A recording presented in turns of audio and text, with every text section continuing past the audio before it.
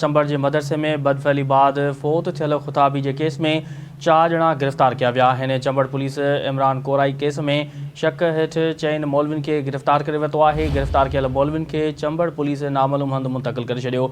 SSP जो चवणु आहे त कुछ माण्हुनि के गिरफ़्तार कियो आहे। हर रुख खां जांच जारी आहे। इहा अहम ख़बर आहे जेका मां सां शेयर करे रहिया आहियूं त चंबड़ के मदरसे में बदफैली बाद फोत थियल ख़ुताबी के केस में 4 ॼणा गिरफ़्तार किया विया आहिनि। चंबड़ पुलिस इमरान कोराई केस में शक जे हेठ चइन मौलविन के गिरफ़्तार करे वरितो आहे। गिरफ़्तार कियल मौलविन के चंबड़ पुलिस नामालूम हंध मुंतक़िल करे छॾियो आहे। SSP जो चवणु आहे त कुछ माण्हुनि के गिरफ़्तार कियो आहे। हर रुख खां जांच करी पिया।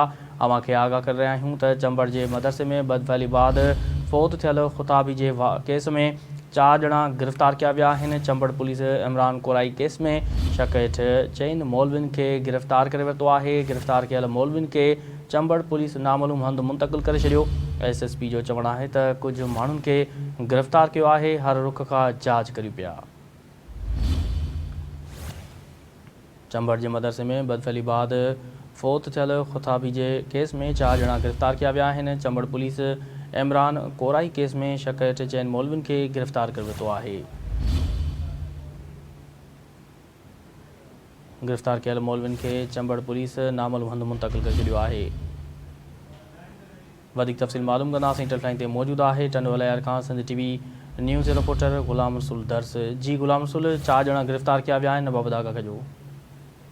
जी बिल्कुलु ॿुधायां त अॼु जेको चंबड़ जे मदरसे में जेको आहे सो इंतिहाई दर्दनाक जेको वाक़ियो जेको आहे पेश आयो आहे जंहिंमें जेको मदरसे में पढ़ंदड़ जेको ख़ुताबी आहे उन खां जेको ज़ाती भाई उते जेको क़तल करण जा इंसाफ़ थिया आहिनि। हाणे ॿुधायो चंबड़ मदरसे में फैली बदियो फोत थींदड़ ख़ुताबी इमरान कोराई वारे मामले में चंबड़ पुलिस जे पासो चइनि मौलविन खे जेको आहे गिरफ़्तार करे वरितो आहे।